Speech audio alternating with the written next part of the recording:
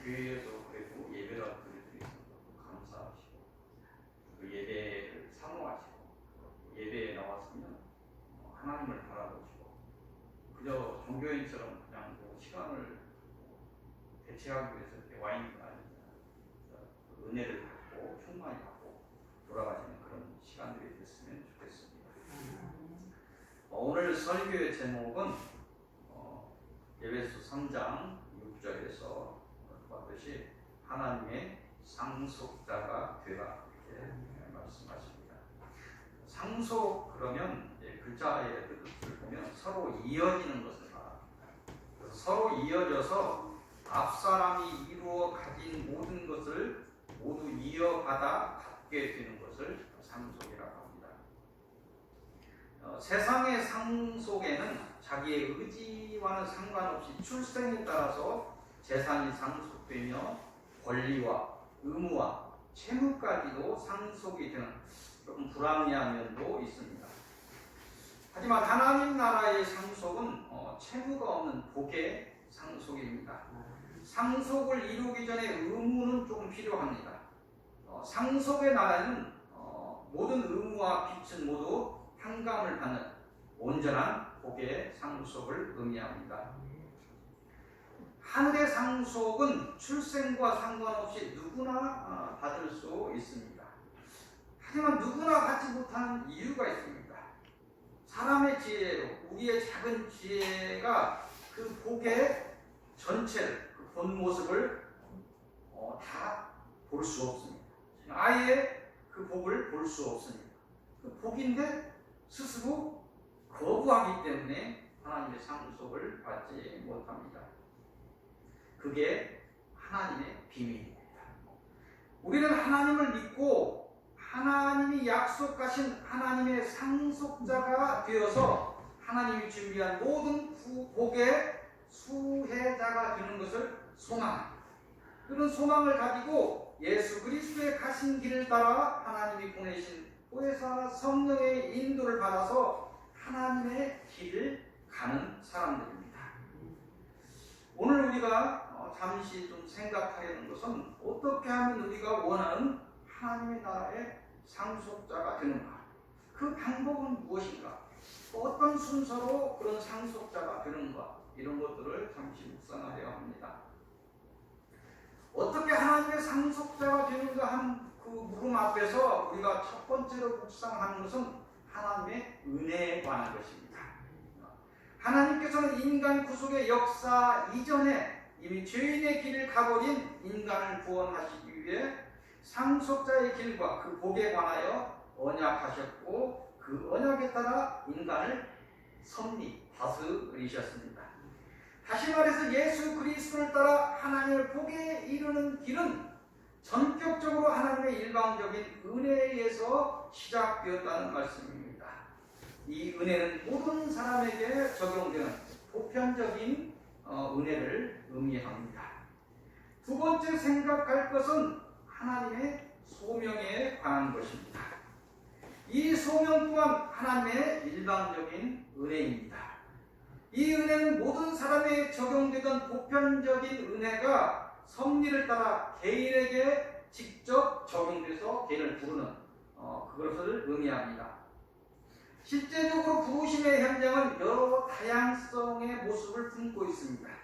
현실 세계의 어떤 책이나 어떤 TV 같은 미디어를 통해서 소명이 오기도 합니다. 전도자나 관계자를 통해서 오기도 합니다. 의식의 어떤 생각이나 무의식의 꿈 같은 현상을 통해서 부르심이 오기도 합니다. 어렸을 때 이렇게 생각하면 아주 어렸을 때인데 시골에 신앙 있는 사람이 가까이 있지는 않은데 하늘을 가끔씩 이렇게 보면서 어떤 절대자를 생각하던 그런 시간들이 있었습니다. 직접적으로 나에게 어떤 소명이 오지 않으니까 관계자가 있어서 우리 부모님, 삼촌이 가까이에서 막 이렇게 신앙을 보면서 이렇게 끌었다면 이렇게 갔을 텐데 초등학교 이런 시절에 이렇게 보면 그런 사람이 옆에 없어가지고 그걸 하지 못했어요. 근데 어떤 생각을 통해서 하나님에 대한 절대자에 대한 생각들을 가끔씩 이렇게 하게 했던 것 같아요. 그런 것들이 어떻게 보면 작은 부르심의 노크 같은 것일 수도 있습니다. 세 번째 길의 단계는, 상송의 길의 세 번째 단계는 거듭남의 단계입니다. 부르심에 대해서 거듭남. 이 단계는 하나님의 일방적인 은혜가 사람의 응답, 부르심의 응답이라는 그 의지와 만나서 일어나는 더 큰 하나님의 은혜가 개별적으로 일어나는 사건입니다. 이 거듭남의 단계는 사단과의 결별을 의미합니다. 또한 하나님과의 직접적인 관계가 형성되었음을 의미합니다. 네 번째로 묵상하려는 단계는 하나님으로부터 의롭다 인정을 받는 칭의의 단계입니다. 이 단계는 개인의 믿음의 고백과 죄의 고백을 통해서 죄의 사함을 이루고 하나님으로부터 거룩하다 세움을 받았다는 것을 의미합니다. 다음으로 생각할 단계는 양자입니다. 우리가 양자를 얻었다 하는데 양자입니다. 우리가 하나님의 자녀가 되는 것이 양자인데, 양자의 단계. 이는 하나님이 일방적이고 보편적인 방법으로 펼친 은혜가 개인에게 적용되는 그 은혜가 이 땅에서의 완성입니다. 이 땅에서의 완성. 하나님의 자녀 되는 것은 이 땅에서의 완성입니다. 마음의 믿음과 입술의 고백이 이루어낸 결과로 우리는 하나님의 자녀라 불리게 됩니다. 이 양자됨 위에 이 땅에서 완성을 이루어야 되는 것은 없어요. 완성돼요. 이 땅에서 얻을 것은 다 얻는 거예요. 이제 우리가 여섯 번째로 묵상하려는 것은 하나님의 견인. 이 하나님의 자녀로 이렇게 이 땅에서 완성된 사람들 하나님이 견인하신, 끌고 가신다는, 하나님의 자녀가 되었다는 것을 이 땅에서의 의미는, 이 땅에서 완성이라고 하는데 전체 구원을 놓고 보면 완성이 아니라 영적인 싸움이 시작되었다는 것을 의미합니다. 이 부분을 잘 몰라요. 실제도 그 성령이 충만해지면 영적인 싸움이 치열해집니다. 그런 것들을 잘 모르니까 상담을 하고 그런 부분을 이야기해도 그 영적인 싸움에 지면서 그 길을 가지 못하는 사람들이 있습니다. 그런 십자가를 지고 고난을 이기라고 이제 당부하셨던 것입니다. 하나님의 보호와 하나님의 견인 없이 이 땅에서의 사단과의 싸움을 견디고 이길 사람은 아무도 없습니다. 이 하나님이 하시는 견인의 때에 자신의 생각과 자신의 의지는 오히려 침이 되고 방해가 되기로 합니다. 이게 내가 하나님의 말씀을 본다, 진리의 말씀을 본다 하는데 그 말씀을 보면서 막 기쁘고 감사하고 그 한 줄 한 줄이 꿀송이처럼 달고 하는 그런 시간이라면 굉장히 귀한 시간인데, 예를 들어서 내가 이 성경을 한 번 쓰고 상 받고 두 번 쓰고 상 받고 내가 성경을 몇 번 읽었네를 드러내는 과정이라면, 바리새인과 같은 것이라면 굉장히 영적인 시단임에 흔들릴 수밖에 없습니다. 성경을 10번 읽으면 천국에 가고 한 번 읽으면 지옥에 가고 그런 거 아니에요. 성경을 10번 읽는 것, 성경을 알아서 달달 외워서 누구를 가르치는 것이 중요한 것이 아니고 그 성경대로 살 수 있는 사람이 중요해요. 이게 영성입니다. 많이 아는 것이 아니에요. 성경대로 행할 수 있는 것이 영성이에요. 영적인 싸움에서 이기고 있다는 것입니다. 그런 부분에서 우리가 어떤 신앙의 모습이라고 하더라도 뭐 의지가 발동되고 있다고 한다면, 다른 사람을 생각하는, 다른 사람을 이렇게 의식하는 그런 의지가 오고 있다면 이거는 하나님의 견인에 오히려 방해가 될 수 있다는 것입니다. 이 하나님의 견인의 끝에는 영화라는 단계가 있습니다. 뭐 영화하고 부귀영화 이런 뜻, 한문은 다르죠. 이 영화는 영광스럽게 변화되는 것을 의미합니다. 우리가 이 땅에서 영적인 싸움을 마치고 사단이 죽음을 넘어서 생명의 부활을 이루고 영원한 생명을 이루는 것을 의미합니다.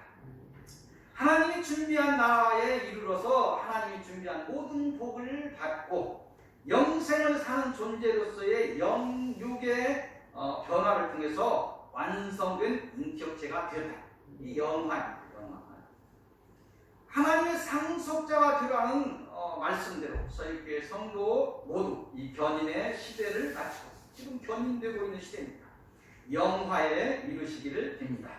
예수 그리스도를 통해서 하나님과 연합되시고 하나님이 언약한 복의 언약에 따라서 하나님의 상속자가 되시기를 빕니다.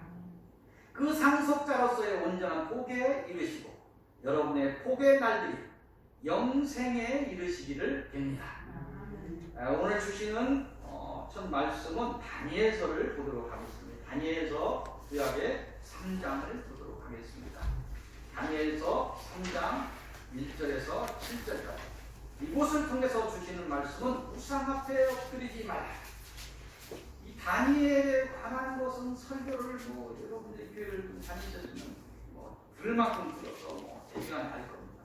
다니엘도 마찬가지로 바벨론의 포로로 잡혀갔던 그 아름다운 소년들 공중에서 왕을 위해서 쓰이기 위해서 잡아갔던 그런 소년들 중에 하나, 믿음을 지켰던 다니엘의 어떤 지혜 이런 부분들이 많이 열려서 묵시들이 많이 일어나고 그래서 다니엘서에서도 사람들이 흔들리기도 합니다. 다니엘서 3장 1절에서 7절까지 본문의 내용은 뭐냐면 다니엘이 포로로 잡혀갔던 그 바벨론의 우상숭배가 극에 달한 사회 현상과 사회 상황과 이로 인한 신앙적 어려움, 하나님의 자녀들은 신앙적 어려움이 닥쳤다. 그것이 본론적인 내용입니다. 이 본문을 보면 바벨론의 두라라는 곳에 두라 평지가 있는데 거기에 높이가 15m가 달하는 높이가 15m면 상당히 크죠. 사람 동상을 하나 세우는 것이니까 15m는 3m씩 보면 5층 높이의 상이 있었다는데 작은 것은 아니죠. 옛날 기술로 15m에 달하는 금으로 만든 신상이 우상으로 등장하게 됩니다. 이 우상이 등장하게 되는 배경을 알려면 다니엘서 2장을 봐야 됩니다. 2장을 보면 바벨론 느부갓네살이라는 왕이 꿈을 꿉니다. 꿈을 꾸는데 머리는 순금이고 가슴은 은이고 배와 넓적다리는 노쇠고 다리와 발 일부는 쇠고 나머지는 팔 일부는 진흙, 그런 우상을 보게 됩니다. 그런 우상을 보게 되고 잠시 후에 큰 돌이 나와서 이 우상을 깨트리는 장면을 보게 됩니다. 근데 문제는 뭐냐면 이 느부갓네살 왕이 이 꿈을 꿨는데 기억하지 무슨 꿈을 꾼 것 같은데 굉장히 막 기분이 나쁜 거예요. 막 궁금해지고 무슨 꿈을 꿨는지 생각이 안 나는 거예요. 자기가 꾼 꿈이 생각이 안 나는 거예요. 그래서 모든 나라의 박수와 술객과 점쟁이들 무당들을 다 불렀는데 아니 자기가 꾼 꿈을 자기가 알지도 못하는데 술객, 점쟁이, 무당들이 이 꿈을 알 수 없죠. 아무도 그걸 알지 못하는 거예요. 아니 왕이시여 당신이 꾼 꿈을 나한테 알려주면 우리가 풀어드리겠어. 야 내가 알면 너희들을 불렀겠느냐. 생각이 안 난다. 내가 무슨 꿈을 꾸었지부터 물어보니 그분들 이걸 알 수 없는데. 그런데 하나님은 다니엘을 통해서 왕이 꾼 꿈을 알게 하십니다. 하나님의 은혜를 입은 다니엘이 왕이 꾼 꿈을 다시 기억하고 이렇게 당신이 이런 꿈을 꿨습니다. 그리고 그 꿈에 대한 하나님의 뜻을 알리게 된다는 것이 내용입니다. 2장에서 나오는 그 내용입니다. 근데 왜 금신상이 세워지게 됐냐면 이 다니엘이 전한 결론은 바벨론이 세운 제국뿐만 아니라 순금으로 세우고 은으로 세우고 이런 나라들이 있는데 나중에 일어설 제국들을 얘기하는 것입니다. 바벨론, 페르시아, 그다음에 로마, 이런 제국들을 일어서고 망하고 하는 것들을 의미하는데, 이 모든 사람이 세운 모든 나라는 제국이라 할지라도 영원하지 않고 망하게 된다는 것을 결론으로 가르쳐 준 거예요. 바벨론 나라는, 당신 나라는 망하게 되어 있습니다. 이걸 이야기하는 거예요. 그래서 왕은 그 나라가 망할 것이라는 경고는 귀담아되지 않았어요. 귀담아되지 않고 그 현상만을 본 거예요. 그래서 그 꿈을 따라서 금신상을 세우고 그 우상숭배의 어떤 길을 따라서 멸망을 재촉하고, 하나님이 경고로서 이런 큰 상들이 보여주시면서 제국들이 사람이 세운 것은 아무것도 아니다, 나라까지도 망하게 된다는 것을 가르쳐줬음에도 불구하고 사람이 스스로 신상을 세우고 절하고 절하지 않는 자는 죽이고 벌을 주고 이런 일들이 일어난다. 그런데 2장의 어떤 그런 과정에 의해서 3장에 이런 일들이 일어나고 있습니다. 이곳을 통해서 주시는 영적인 말씀은 뭐냐면, 이 어리석은 나라 바벨론의 길을 가지 말라는 것입니다. 그 길을 따라 사단 앞에 엎드린다면, 수많은 미혹된 우상 숭배 현장에 서 있게 된다면 저들이 망했듯이 반드시 망할 것이라는 경고의 말씀입니다.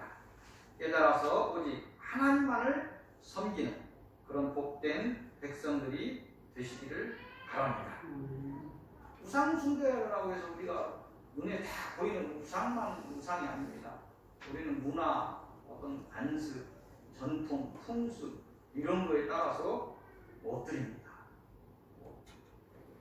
차를 하나 사고 거기에 절을 하고, 영태를 실을 감아서 막걸리를 막 뿌리고 저렇게 보살을 지내고, 자기 것이 막 그래요. 문화라는 이름으로, 풍습이라는 이름으로 그랬는데 다 우상숭배입니다. 그런 것들이 아니고 고상한 척 하더라도 어떤 사상에 빠진다면 그것도 우상이 되는 것입니다. 오늘 주시는 본론의 말씀은 다니엘서 5장을 보도록 하겠습니다. 다니엘서 5장 1절에서 12절까지입니다. 이곳을 통해서 주시는 말씀은 만든 신들을 찬양하십니다.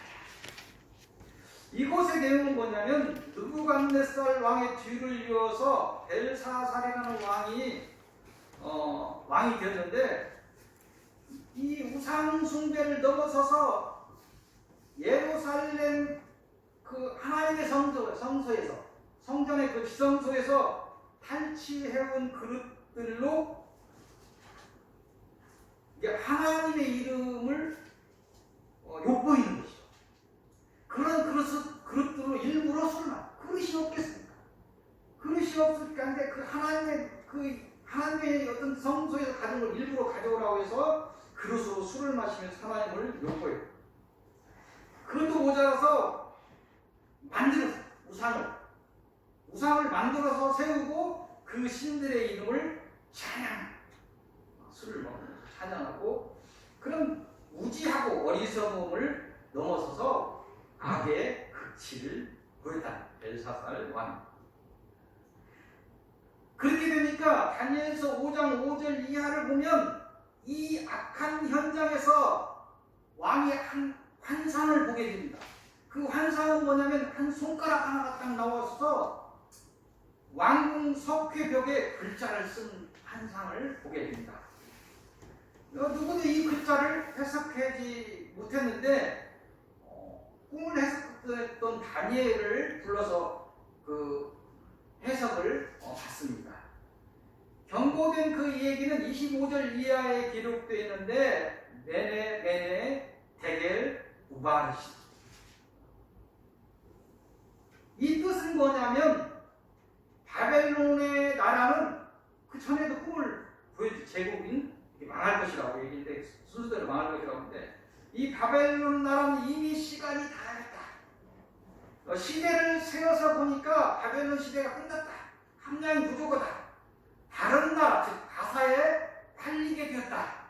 이 내용입니다. 메네, 데겔, 우바르시. 이게 그 내용입니다.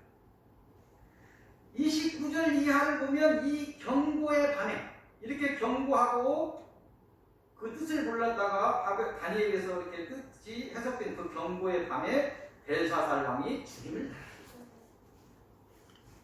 그리고 바사를 일으킬 메대 사람 다리오. 나중에 그 이스라엘 백성이 해방될 때 이 다리오에 의해서 해방됩니다.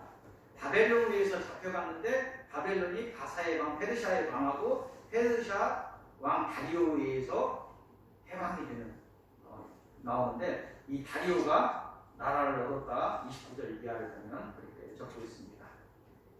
미혹에 빠져서 사단의 종이 되는 것도 사망의 일입니다. 그런데 사단을 더욱 숭배하고 드러내 찬양하는 일은 사망의 중심에 드는 일입니다. 그냥 단순히 미혹에 빠진 소경되어서 또 소경에 이렇게 잡혀가는 것도 힘이 없어 잡혀가는 것도 사망의 일인데 하나님을 막 버리고 사단을 막 일부러 만드는 그 앞에서 사단의 우상 숭배를 하고 이러면 그런 사망의 더 큰 죄에 이른다는 것입니다. 하나님 아닌 것들을 사랑하고 쫓는 어리석음에 의해서 벗어나 악한 길에서 벗어나시기를 빕니다. 오직 하나님의 사랑을 받는 복된 사람들이 되시기를 빕니다. 오늘 주시는 결론의 말씀은 결론에 두 개가 있는데 결론의 처음은 다니엘서 7장입니다. 다니엘서 7장 9절에서 14절까지 봅니다. 이것을 통해서 주시는 말씀은 하나님 앞에 나오라. 이곳의 내용은 다니엘이 어떤 이상을 봤는데 마지막 때의 불의 심판과 그 심판을 이끄는 다시 오실 예수 그리스도의 위상, 또 그가 이루는 세운 나라의 백성에 관해서 어떤 이상을 보게 됩니다. 10절, 13절, 14절을 이렇게 보면서 말씀을 본론의 처음을 마칩니다. 주신 말씀을 통해서 하나님과 그의 나라를 더욱 소망하시고 오직 하나님 앞에 나아가서 은혜에 이르시기를 빕니다.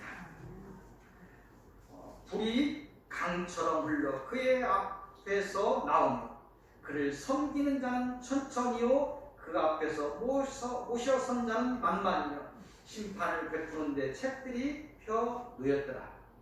내가 또 밤 환상 중에 보니 인자 같은 이가 하늘 구름을 타고 와서 옛적부터 항상 계신 이에게 나와 그 앞으로 인도되매 그에게 권세와 영광과 나라를 주고 모든 백성과 나라들과 다른 언어를 말하는 모든 자들이 그를 섬기게 하였으니 그의 권세는 소멸되지 아니하는 영원한 권세요 그의 나라는 멸망하지 아니할 것이라. 어떤 심판의 모습이 불이 강처럼 흘러 심판의 모습들이 이렇게 이야기합니다. 심판이 끝나고 만왕의 왕이신 예수 그리스도를 따라 하나님의 백성들이 하나님의 나라에 천천히 만만히 모여 있는 그런 모습들. 예수 그리스도께서 심판의 주시고 또 만왕의 왕으로 되셔서 우리를 다스리신다. 그 영광이 하나님으로부터 성부 하나님으로부터 나와서 그 영광을 받아서 우리를 심판하시고 또 다스리신다. 이런 것들이 다니엘이 보는 이상 중에 있는 내용입니다.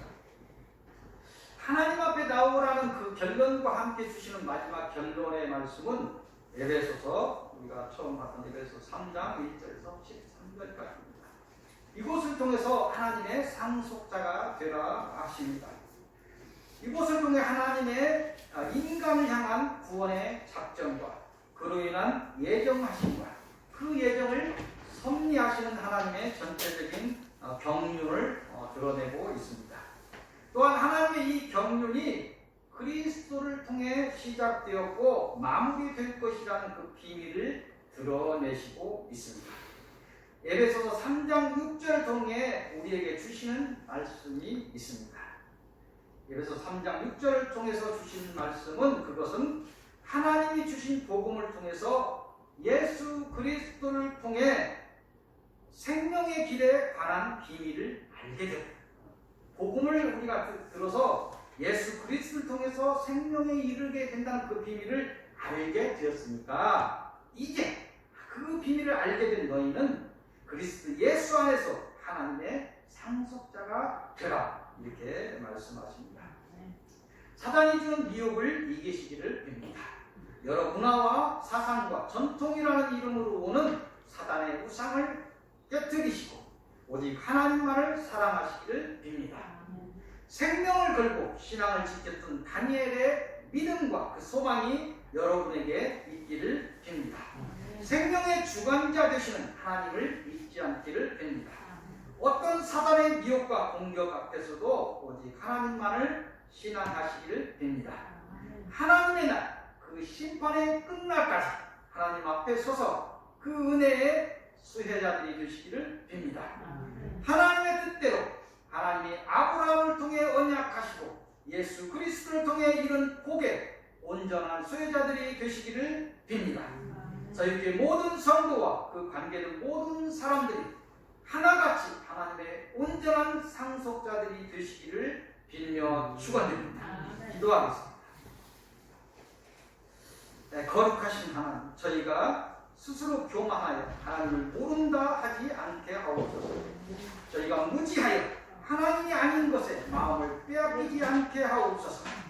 오직 예수 그리스도를 따라 하나님 앞에 서게 하옵시고 이 미혹의 시대에 순결한 믿음을 지키게 하옵소서. 예수 그리스도의 가신 길을 따라 소망을 잃지 않게 하옵소서. 오직 하나님의 인도를 따라 이기게 하시고 끝내 하나님의 상속자가 되게 하옵소서. 주 예수 그리스도의 이름으로 기도하옵나이다. 아멘.